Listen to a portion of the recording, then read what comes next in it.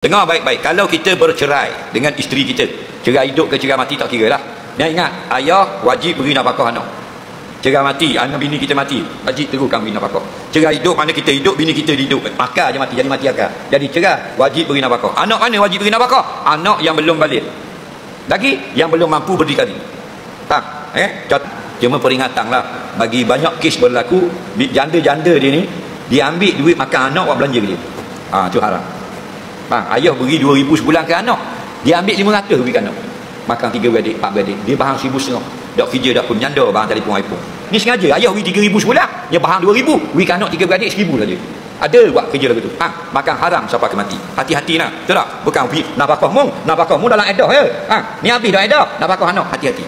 Kalau bila kita sedar, anak cek lagi, bahang kemuk, itih anak, betul tak? Awak makan, awak beli telefon, awak beli tu, awak beli ni, makan haram, semayang tak terima. Hati-hati. Okey?